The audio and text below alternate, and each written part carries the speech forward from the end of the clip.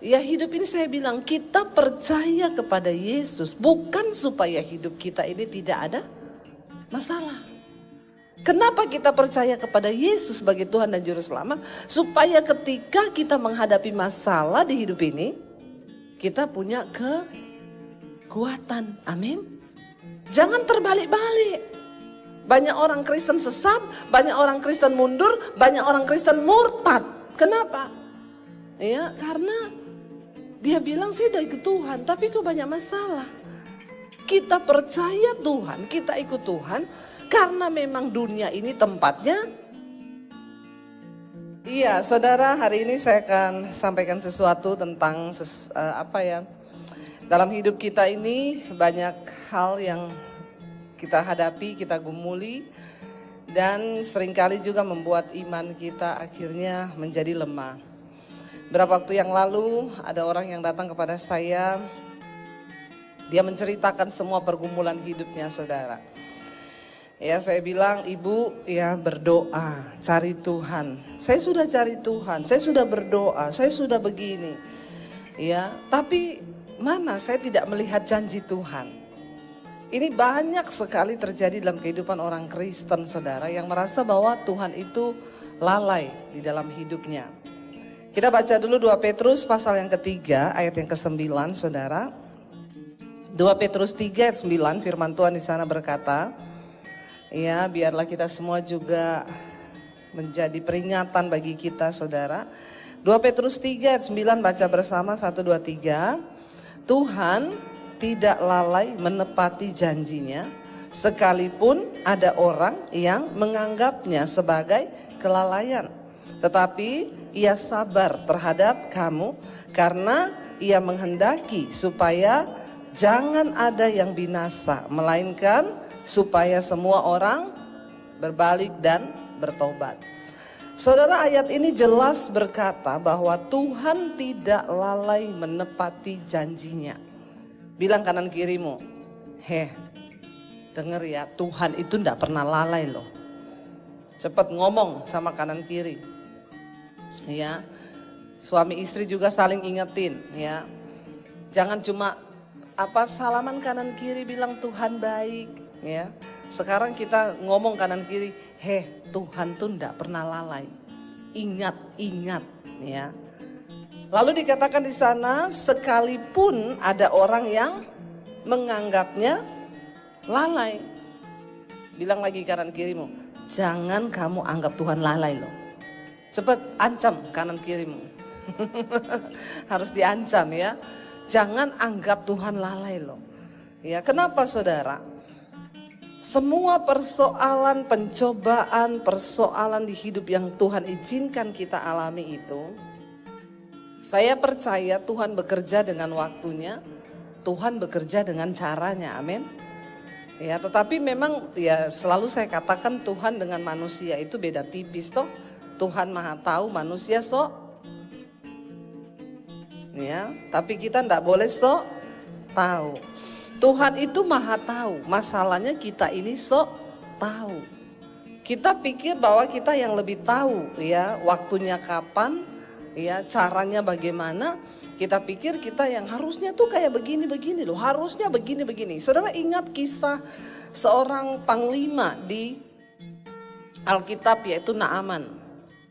Dia panglima tertinggi dari Raja Aram. Ketika dia kena kusta, saudara, lalu ada budak yang bekerja di rumahnya, orang Israel, bilang sama istrinya, sebenarnya kalau bapak mau pergi, ya, itu di Israel ada seorang nabi yang bisa menyembuhkan. Lalu dia pamitlah kepada rajanya, izinkan aku pergi, aku ini mau berobat. Kemana? Ke Israel.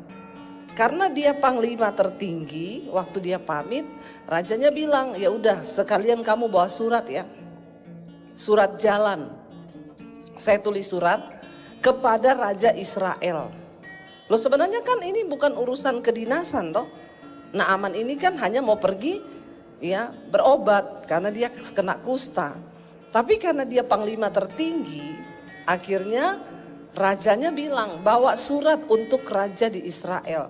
Mungkin maksudnya ya supaya lancarlah. Tapi dalam surat itu dia bilang, panglimaku yang namanya Naaman ini pergi untuk berobat, ya, sembuhkanlah dia dari sakit kustanya. Ketika Raja Israel membaca surat dari Raja Aram, dia stres langsung. Dan Alkitab berkata dia mengoyakkan jubahnya. Lalu dia bilang, aku ini Tuhankah? Kenapa ini Raja Aram menulis surat supaya aku menyembuhkan panglimanya? Dia ini pasti cuma cari gara-gara ini. Dia mesti mau perangi Israel lagi. Dia koyakkan jubahnya, itu tanda tidak berdaya. Tanda ya segala macam tanda lah kalau orang mengoyakkan jubah itu, takut, ya, menyesal dan lain sebagainya. Dia bilang, aku ini Tuhankah? Disuruh sembuh orang, ya kita tahu zaman itu orang sakit kusta tidak ada obat. Ini satu masalah besar. Akhirnya ketika Naaman pergi, saudara, ya, lalu ketika raja mengoyakkan jubahnya, kedengerannya lah sama Elia, dia bilang, jangan kamu koyakkan jubahmu, sebab kita punya Tuhan yang hebat, ya, Allah Israel. Suruh dia datang ke sini untuk menemui. Pergilah Naaman untuk menemui Nabi Tuhan. Ketika ketemu, dia nggak ditemui, malah dia bilang sama dia kalau mau sembuh, dia pergi ke sungai Yordan, rendam tubuhnya mandi selama 7 kali.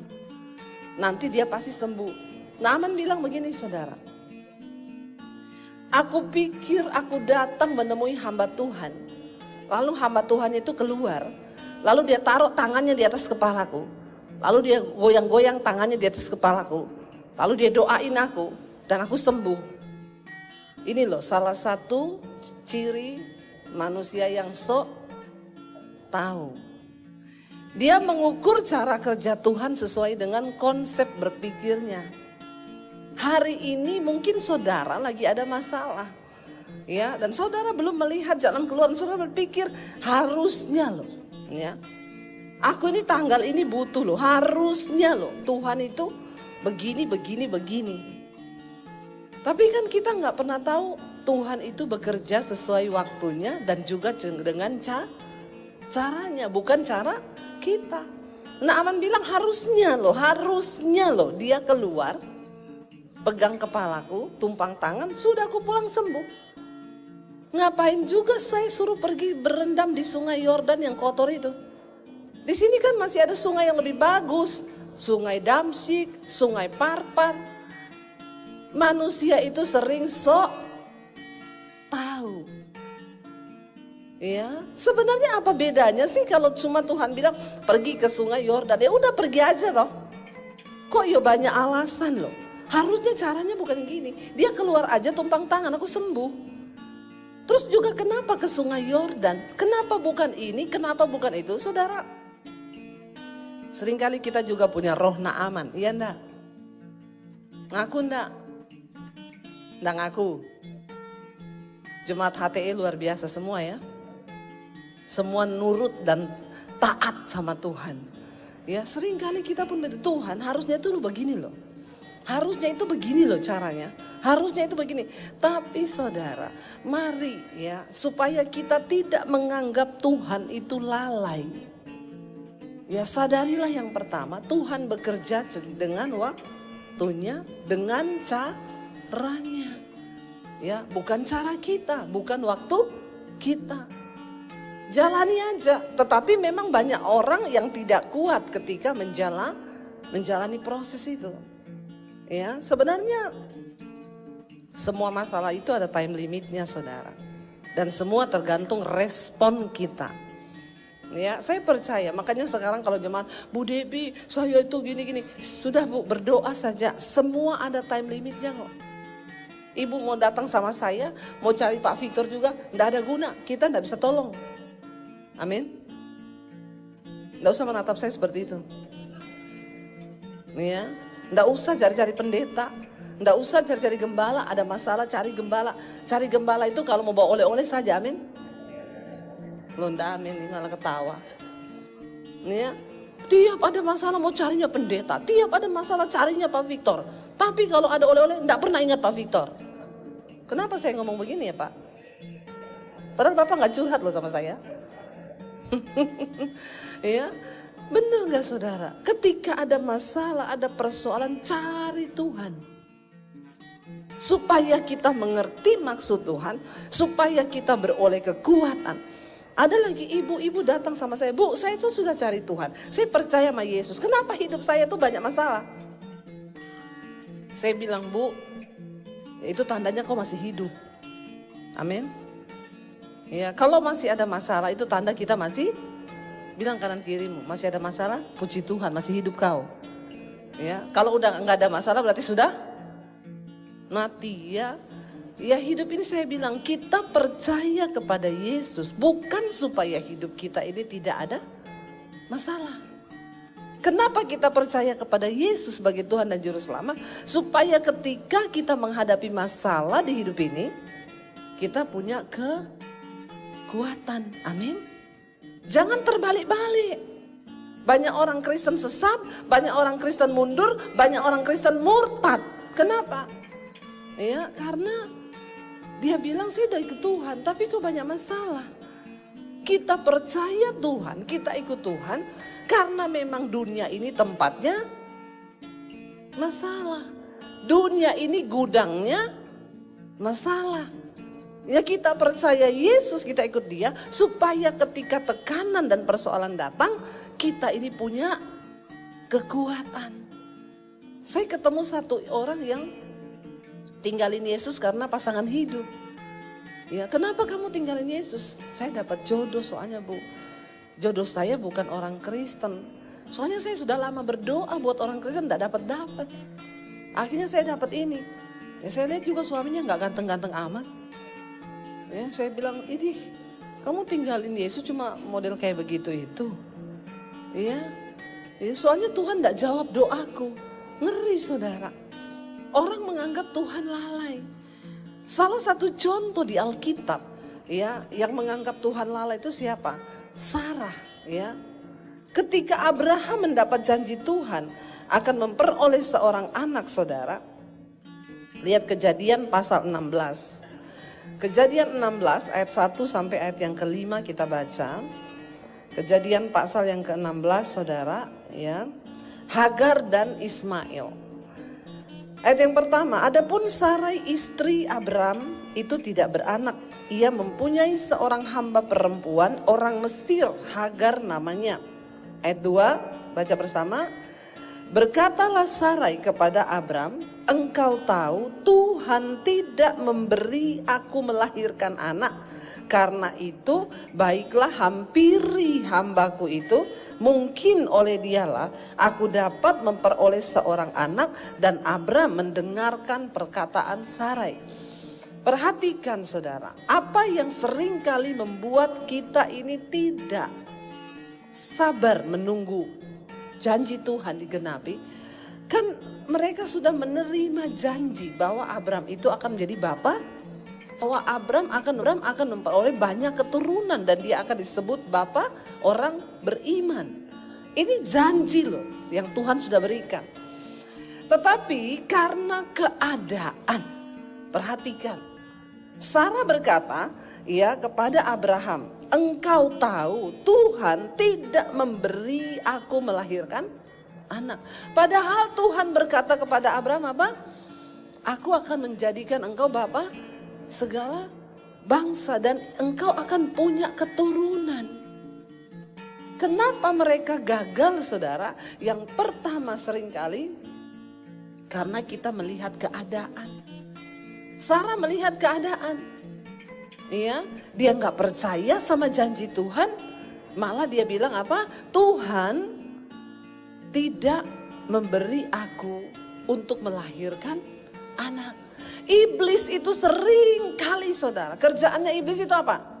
Kerjaannya iblis itu membuat kita meragukan akan janji Tuhan. Ya, iblis gak suka orang yang beriman.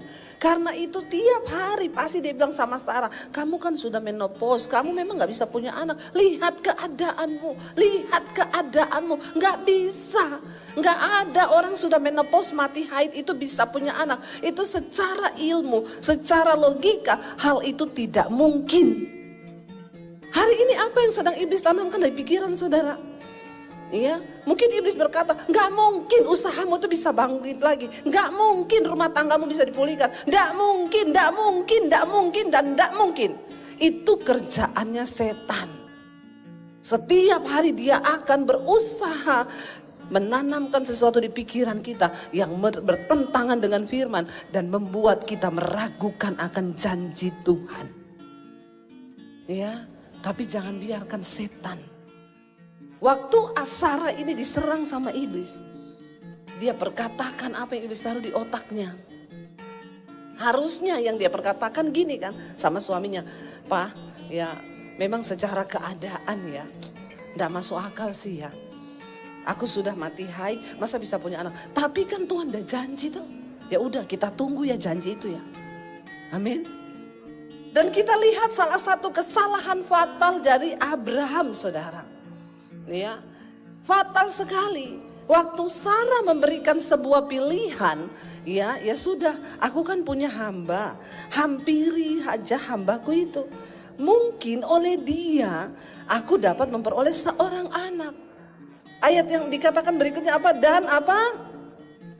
Abram mendengarkan perkataan Sarai. Bapak-bapak hati-hati loh ya. Kalau kau juga mendengar sesuatu yang bertentangan dengan firman Tuhan, jangan didengar. Tapi ya namanya, ya mungkin sih laki-laki ya.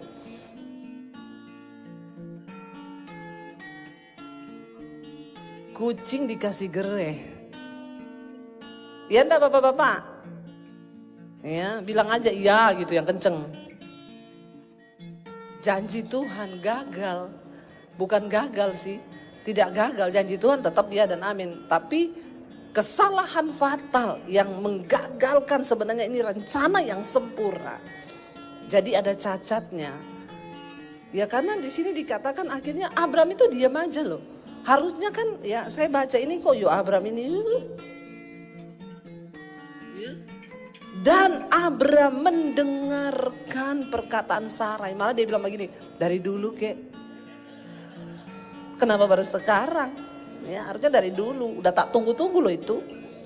Pret. Nah ini keluarnya pretnya ini. Iya.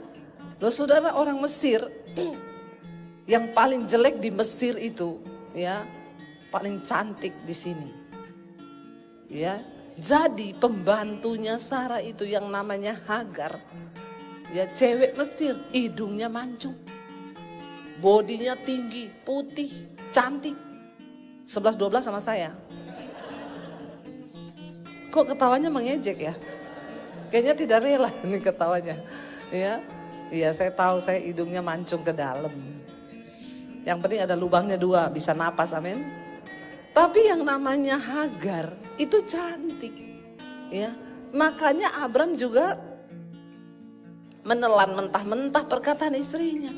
Ya coba sedikit kayak, jangan berpikir seperti itu ya.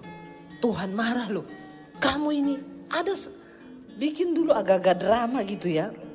3 kalilah menolak. Lalu ayat Alkitab kan bilang, lalu besoknya Sarah membujuk Abram lagi. Ya, lalu Abram bilang, tidak istriku, aku mencintaimu. Oh itu drama Korea. Nggak jadi Alkitab nanti. Ya mbok ya 3 kali ke dia menolak. Enggak loh, 1 kali saja istrinya ngomong. Dikatakan dan Abram mendengarkan perkataan itu. Apakah Tuhan lalai menepati janjinya? Keadaan, kenyataan yang membuat Sarai berpikir janji Tuhan tidak akan tergenapi. Keadaan seperti apa yang hari ini ada di depan matamu saudara? Tidak ada perkara yang mustahil bagi Tuhan. Apakah engkau berkata rumah tangga saya sudah hancur bu, suami saya nggak bertobat? Saya ketemu banyak orang. Bahkan di Kalimantan saya ketemu sudah cerai. Ketika ibu tuh ketemu saya, Bu Debbie saya mau berterima kasih bu. Kenapa? Karena saya dapat khotbah-khotbah ibu di YouTube. Saya dan suami sudah cerai. Tapi sekarang kami dipulihkan kembali bu. Sebab firman Tuhan itu ya dan amin.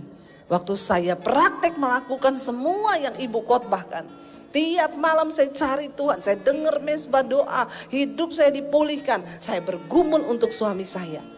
Suaminya selingkuh, narkoba, ya, main tangan kasar sama istri. Semua orang berkata, ya pantas ceraikan saja, model laki-laki begitu. Keluarga semua mendukung, ceraikan saja. Itu bukan suami, setan itu. Tapi saudara, waktu dia tangkap janji Tuhan, dia dengarkan firman. Ketika saya khotbah saya bilang, selama engkau rindu untuk kehendak Tuhan digenapi atas rumah tanggamu. Satu orang saja antara suami atau istri yang mengimani firman Tuhan, tidak ada yang mustahil. Rumah tanggamu dapat dipulihkan. Dia tangkap janji Tuhan tuh, dia bergumul. Dia datang kepada saya, Bu, terima kasih.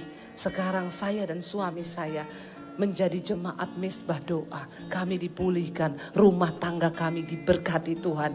Suami saya sekarang mencari Tuhan. Kok gak ada yang tepuk tangan? Ini jemaat Semarang ini memang, ya, loh benar gak saudara? Gak ada yang mustahil. Gak ada keadaan yang tidak mungkin. Saya makan loh di Salatiga di restoran, tiba-tiba ada suami istri datang. Dari jauh dia datang saudara, langsung nangis ya. Mau berlutut di kaki saya. Ibu terima kasih Bu, enggak usah kayak gitu, berdiri. Nanti orang pikir saya pukulin ibu, berdiri Bu. Ya kadang-kadang juga jemaat itu memang, ya tapi saya juga menyadari mungkin karena dia memang merasakan anugerah Tuhan ya. Saya mau berterima kasih sama Ibu Debbie. Kami berdua Bu, hampir bercerai Bu. Tidak ada harapan. Tapi ketika kami dengar firman Tuhan, kami terus ngikuti Bu. Rumah tangga kami dipulihkan. Saya mendengar banyak sekali kesaksian yang seperti itu. Di Atlanta suami istri sudah bercerai saudara. Ya, suaminya selingkuh, istrinya tidak tahan, lalu istrinya juga gak kuat, punya anak, ya sudah kita cerai aja. Saya udah gak bisa, kamu udah selingkuh sama orang lain. Ketika bercerai, istrinya selingkuh juga dengan temannya, suami orang juga. Nih lingkaran setan nih begini nih. Akhirnya dia sampai hamil, dia gugurkan kandungannya. Lalu di saat itu dia sudah stres saudara. Orang tuh kalau berbuat dosa pengennya mati, pengennya bunuh diri, hidupnya gak damai sejahtera. Karena itu yang membuat orang bahagia bukan harta, bukan uang. Tapi waktu kita berjalan di dalam kehendak Tuhan, di dalam kebenaran, itu ada kebahagiaan, amin. Biar kau mau kaya seperti apa, kalau kau hidup dalam dosa, tidak bahagia hidupmu. Akhirnya saudara, ya, dia stres sampai terpikir mau bunuh diri, tapi di saat itu dia temukan firman Tuhan, dia dapetin khotbah saya di YouTube, dia mulai percaya kepada firman Tuhan. Dan janji firman Tuhan itu ya dan amin. Dia dijamah Tuhan, dia bertobat, dia sungguh-sungguh cari Tuhan, dia berdoa buat suaminya, sudah bercerai. Lalu suaminya balik kembali kepada dia, waktu saya pergi ke sana ketemu mereka sama-sama melayani Tuhan, dipulihkan Tuhan. Gak ada yang mustahil. Jangan lihat keadaanmu hari ini, tapi percaya kepada firman Tuhan, amin. Lalu akhirnya Abraham melakukan dan ayat 3 berkata, jadi Sarai, istri Abraham itu mengambil Hagar hambanya orang Mesir itu. Yakni ketika Abraham telah 10 tahun tinggal di tanah Kanaan. Lalu memberikannya kepada Abraham suaminya untuk menjadi istrinya. Abraham menghampiri Hagar lalu mengandunglah perempuan itu. Ketika Hagar tahu bahwa ia mengandung, maka ia memandang rendah akan nyonyanya itu. Ayat 5. Lalu berkatalah Sarai kepada Abraham, penghinaan yang kuderita ini adalah tanggung jawabmu. Ini juga memang kadang-kadang perempuan itu susah dipahami. Iya gak bapak-bapak? Bilang iya aja cepet, yang kenceng. Gak usah takut sama istrimu. Yang menyebabkan masalah ini siapa? Yang ngomong Abraham suruh tiduri Hagar siapa? Ya, giliran sudah hamil. Ya, jadi seperti ini dia ngomong sama Abraham apa? Penghinaan yang kuderita ini adalah tanggung jawabmu. Pret nggak? Ya, memang wanita itu ya sembarangan kalau ngomong. Terus setelah gitu, ya kayak gitu. Ditawari suaminya mau makan nggak? Nggak. Dihabisin sama suaminya. Loh kok nggak disisain? Nah tadi kan saya tanya katanya nggak mau makan. Ya tapi kan bukan gitu maksudnya. Mau saya disuapin, pret nggak? Laki-laki itu salah terus, ya. Tidak apa-apa, saya mewakili bapak-bapak. Nih contoh nih, makanya istri hati-hati kalau ngomong. Kita nih harus kuat dalam firman, amin. Supaya tidak mencelakakan suami. Kasihan kan Abram, dia yang suruh tiduri Hagar. Setelah Hagar hamil, dia datang ngomong, penghinaan yang kuderita ini adalah tanggung jawabmu. Kasihan gak Abram? Ya.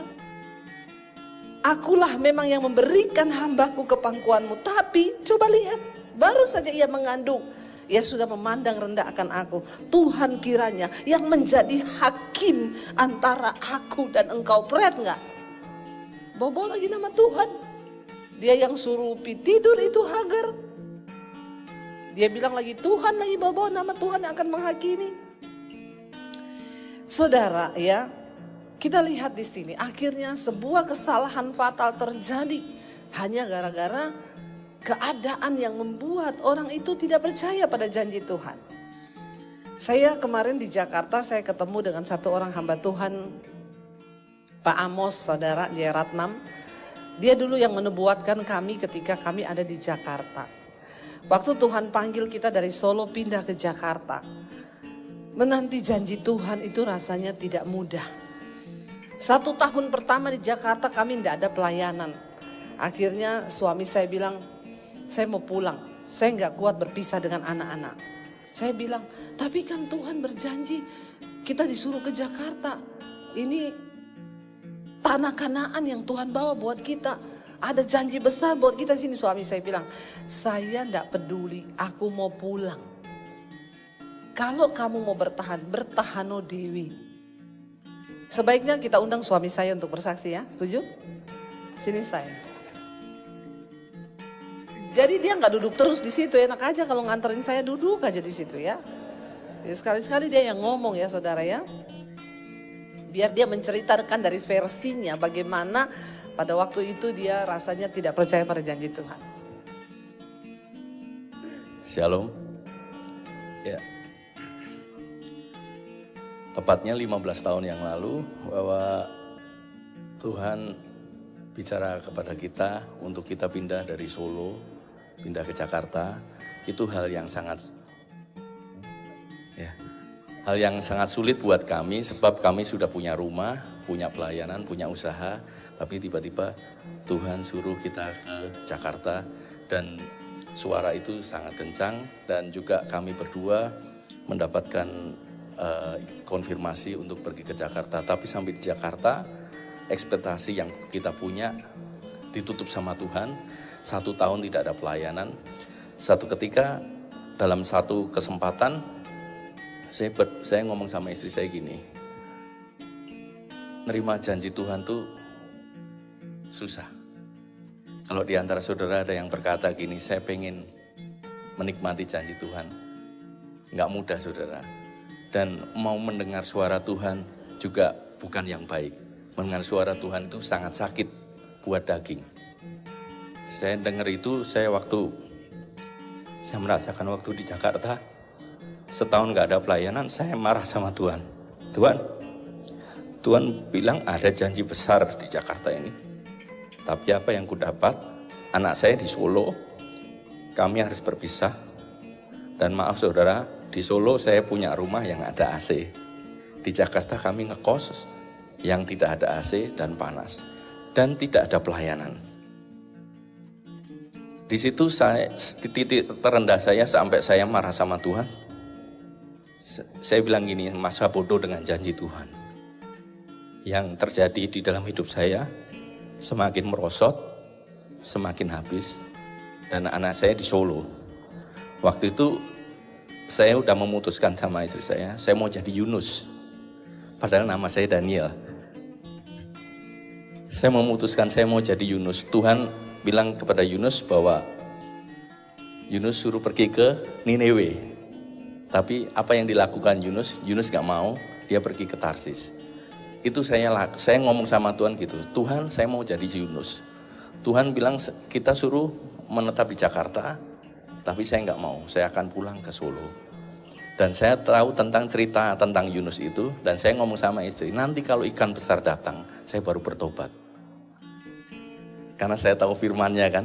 Jadi itu karena titik terendah saya udah ngomong minggu depan kalau tidak terjadi apa-apa, saya akan pulang ke Solo. Saya ngomong gini, masa bodoh dengan janji Tuhan. Istri saya tetap berdoa, saya cuekin. Tiba-tiba teman saya telepon, bro, ada KKR besar, kita butuh pemain musik nih, lu bisa bantu kita enggak? Saya cuman oke. Saya jujur waktu itu cuman mau pelayanan, cuman saya mau terima, hari itu saya mau terima PK dan saya pulang ke Solo. Kemudian KKR apa? Ini ada hamba Tuhan besar nih, di KKR besar tuh ada hamba Tuhan yang penubuat kamu nanti main musik. Oke, saya main musik. Kemudian singkat cerita saya nggak peduli apa, saya cuma main musik aja. Selesai. Waktu itu kan hamba Tuhan setelah firman mereka ada di depan 4 orang hamba Tuhan dari Amerika, Bill Heyman, terus dari Jepang, terus kemudian dari Asia Pak Amos Jaratnam. Dan selesai ibadah minta dinubuatin karena itu ibadah bisnismen semua. Nah waktu pas nubuatan istri saya single situ, ini saatnya kita minta suara dari Tuhan, nubuatan. Saya bilang gini, bisa nubuat sendiri kok, ngapain harus sama hamba Tuhan itu. Karena saya sudah masa bodoh saudara, saya masuk bodoh dengan janji Tuhan, saya nggak mau dengar suara Tuhan. Tiba-tiba, ya sekali ini aja, yuk kita minta. Yaudah saya milih yang made in Amerika. Saya nggak mau yang Asia mah biasa. Saya minta yang made in Amerika, Bill Heyman, lebih talk chair. Nah yang Bill Heyman ngantrinya banyak saudara. Yang Asia cuman sedikit. Kemudian kita udah ngantri, persis dengan posisi ini saya pakai baju hitam putih karena saya pelayan Tuhan. Sudah mau deket, mau dinubuatin, saya ditarik sama Aser. Kamu kan pemain musik, tolong ke belakang dulu, antrinya di belakang. Padahal saya udah deket. Saya langsung gini, nggak usah. Saya kecewa, saya gini, cuman mau minta nubuatan, disuruh mundur lagi. Karena ini pengusaha-pengusaha kan, mereka beli meal tiket, saya enggak. Saya kecewa, Tuhan saya cuma mau minta nubuatan aja, digeser. Saya kecewa, terus kemudian saya enggak mau. Saya duduk di musik lagi, kemudian Pak Amos Jaratnam kan sepi, karena dia Asia, sepi dia udah selesai. Kemudian Pak Amos duduk di panggung. Teman saya bilang gini, itu Pak Amos nganggur. Saya udah kecewa yang tadi Amerika, yang ini Asia, ya udahlah saya Asia. Karena nggak ada pilihan. Saya ketemu sama Pak Amos, saya minta didoakan, dinubuatkan. Dia bilang gini, sorry ya saya capek sekali. Dia sambil itu kecewa saya yang kedua, Tuhan Yesus tolong. Yang tadi Amerika saya kecewa, yang kedua ini tambah mengecewakan.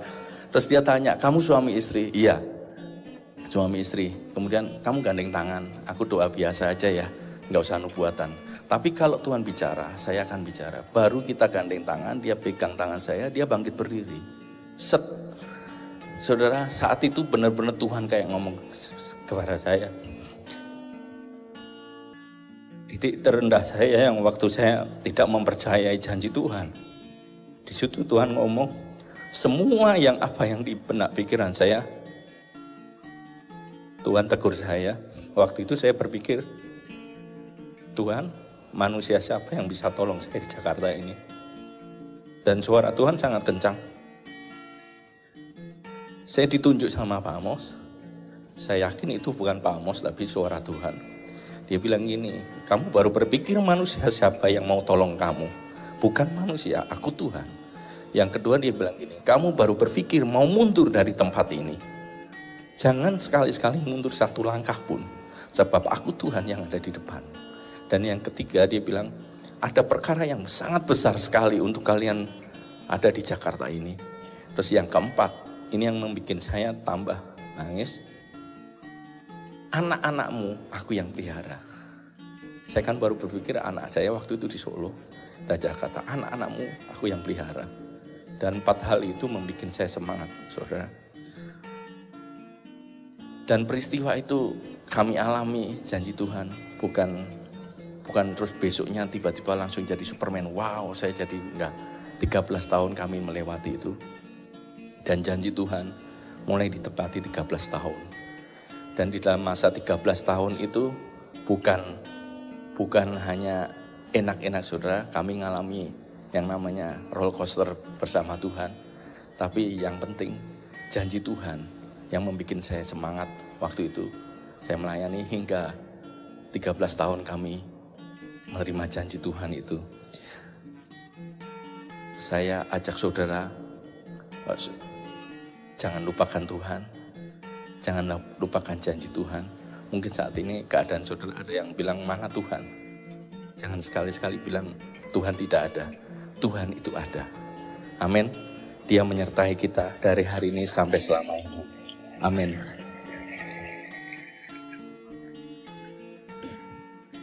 Iya, saudara, jadi memang ya bagi laki-laki dan perempuan itu berbeda.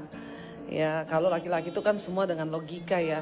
Di mana ini, mana janjinya, mana. Ya waktu dia ajak pulang saya bilang, ya tapi kan kita ini sudah dapat peneguhan kita di Jakarta. Dia bilang ya imanmu nyampe, ya imanku enggak nyampe. Jadi kamu kalau mau bertahan sendiri, aku mau pulang. Ya, jadi kisah ini saudara, saya cerita waktu kami diundang makan sama Pak Rudi Tanu. Jadi ibadah KKR malam itu yang buat adalah Pak Rudi Tanu, itu kakaknya Pak Hari Tanu. Saya waktu itu ceritanya kami diajak makan ya beberapa waktu yang lalu. Lalu beliau bersaksilah dengan istrinya, kami diberkati dengan khotbah-khotbah ibu. Ya, kami dengerin sekarang setiap hari dengerin khotbah ibu, denger mesbah doa.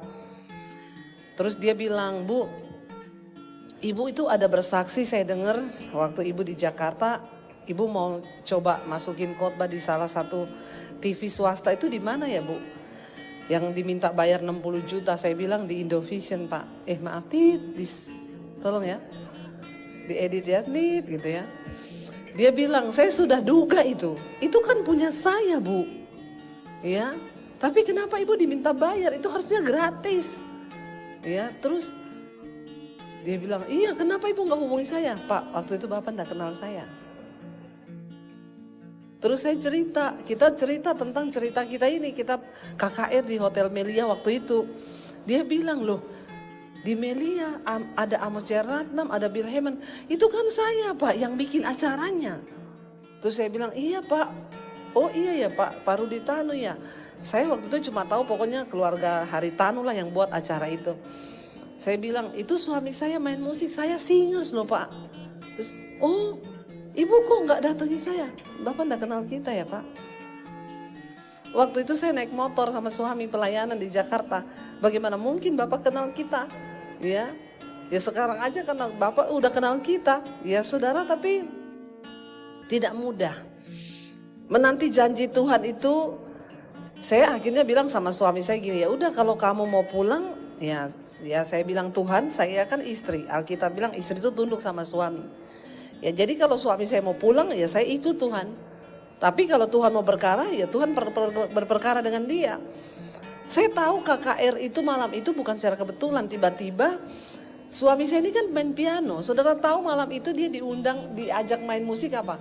Pak, ini yang pegang keyboard sudah ada Pak, yang enggak ada ini yang main bass. Nah, suami saya itu kan pemain piano, dia bassnya itu bisa sih, cuma nggak fals aja tapi nggak pinter. Terus Pak Daniel bisa kan main bass, diiyain sama dia. Loh itu kan hal yang nggak mungkin, hal yang nggak masuk akal kan.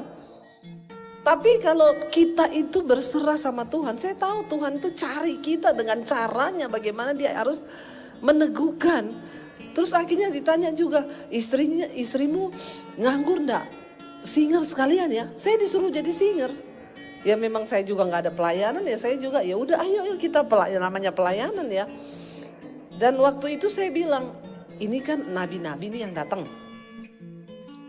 Tapi waktu itu nabi dari Semarang nggak diundang Pak Victor Purnomo. Karena ini nabi di Semarang saudara ya. Terus saya bilang, kita maju yuk minta nubuatan yuk. Lah dia tuh kan yang kayak gitu-gitu, kita kan bisa bernubuat sendiri, wong sama-sama sama Tuhan. No. Enggak, saya bilang, ini kita butuh suara Tuhan yang audible lewat orang. Yang bisa kita dengar dengan telinga, dan ini orang kan gak tahu kita ini siapa. Ya, makanya ketika saya panggil, ya kita pilih yang mana? Dia bilang yang made in USA. Bill Hammond. Udah baris antri-antri suruh mundur. Mundur dulu pemain musik, mundur. Ini ada pengusaha yang mau masuk. Akhirnya saudara, dia bilang, "Nggak usah kan?" Apa aku bilang? "Nggak usah minta-minta nubuatan. Bernubuat dewi wai." Ya udah kita duduklah pulang, saudara saya disuruh. Ya udah kita balik aja yuk, balik. Nah setelah itu terus teman saya bilang, "Itu Pak Amos nganggur loh." Ya jadi saudara, udah gitu dia bilang lagi, "Saya doa biasa aja ya, nggak usah bernubuat ya." Lah orang mau cari nubuat malah memang ya itulah iblis ya. Selalu iblis itu memang berusaha dengan lewat perkataan orang, lewat ini ngomong, "Saya enggak usah bernubuat ya, doa biasa ya." Doa biasa ngapain kita? Wong kita ini mau minta suara Tuhan loh. Akhirnya dia bilang, "Ya udah, tapi kalau Tuhan mau sampaikan sesuatu saya sampaikan." Kita baru berdiri gandeng tangan, dia langsung berdiri. Langsung suami saya ditunjuk. "Kamu lagi berpikir manusia siapa yang menolong kamu? Kamu lagi berpikir siapa yang akan gini. Aku Tuhan yang memanggil kamu, Tuhan yang setia. Aku yang akan menggenapi." Ya terus jangan mundur satu langkah pun. Soal anak-anakmu, bagaimana kita nggak nangis saudara, kita nggak cerita apa-apa loh sama dia. Bagaimana dia bisa tahu terang benderang, tapi itulah saya bilang Tuhan. Ya, akhirnya kami bertahan, ya benar seperti suami saya bilang, ketika bertahan bukan berarti besok tiba-tiba semua digenapi, perkara besar datang 13 tahun. Kalau saya cerita 13 tahun penantian akan janji Tuhan.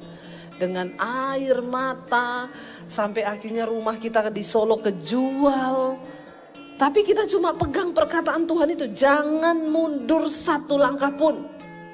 Mau ambil keputusan jual rumah di Solo karena memang panggilan Tuhan di Jakarta. Tapi waktu itu saya bilang ya mungkin Tuhan suruh kita jual rumah supaya gak kepikiran pulang-pulang Solo lagi dong.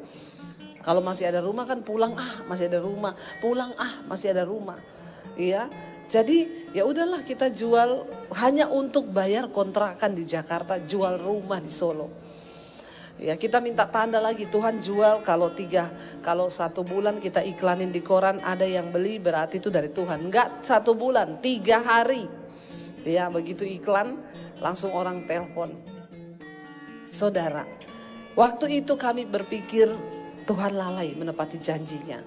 Mungkin hari ini juga di antara saudara. Banyak yang berpikir bahwa aduh kok kayak gini terus saya enggak mendapat janji Tuhan.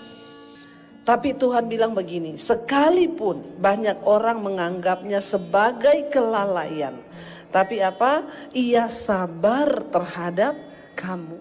Tuhan sabar terhadap kita. Karena ia menghendaki supaya jangan ada yang binasa. Melainkan supaya semua orang berbalik dan bertobat. Kenapa Tuhan itu memberi waktu kepada kita masing-masing? Saya 13 tahun harus menunggu. Ya di Jakarta. Tapi kalau di flashback dari awal saya terima Yesus itu panjang perjalanannya. Ya. Bagaimana melihat janji Tuhan itu digenapi panjang ya. Baru 13 tahun. Saya dari terima Yesus itu udah puluhan tahun saudara. Tapi kenapa Tuhan dikatakan dia sabar? Sekalipun kita bilang Tuhan, ya saya juga dulu pernah bilang Tuhan kok janji Tuhan tuh tidak digenapi-genapi ya. Dulu saya keluar dari rumah, Tuhan bilang berbahagialah kamu jika kamu meninggalkan ayahmu, ibumu, rumahmu, ladangmu. Engkau akan memperolehnya lipat kali ganda. Rumah 1 tok aja di Solo dijual. Karena ikut panggilan Tuhan. Bagaimana memperolehnya lipat kali ganda? Mana janji Tuhan itu? Kita aja kehilangan rumah yang cuma satu-satunya. Ya, tapi saudara, kenapa Tuhan itu sabar terhadap kita sekalipun? Tuhan ya, saya beberapa kali juga dulu merasa Tuhan tuh lalai loh. Saya jujur di depan saudara. Saya hamba Tuhan tapi saya juga manusia biasa yang masih bisa lihat keadaan. Yang masih merasa tertekan ketika menghadapi persoalan. Saya jujur, tapi saya minta ampun lagi. Dan saya bilang Tuhan ampuni aku Tuhan. Berusaha meneguhkan hati itu tidak mudah. Makanya kita perlu firman di hidup kita. Ternyata ketika saya baca ini, kenapa saudara? Rasanya kelihatan Tuhan mengulur. Cuma satu, di dalam proses penantian kita akan janji Tuhan. Tuhan mau kita mengalami Tuhan. Kita melihat dia secara pribadi.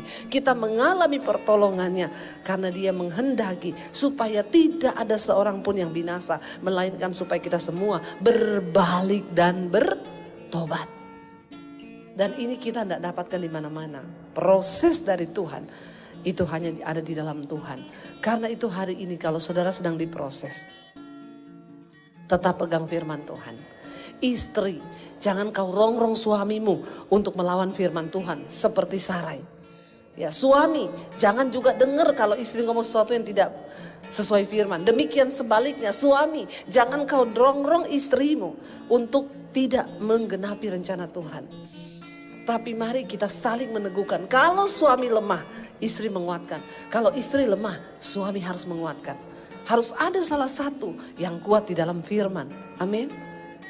Cepat atau lambat firman Tuhan, janjinya itu pasti digenapi dalam hidup kita.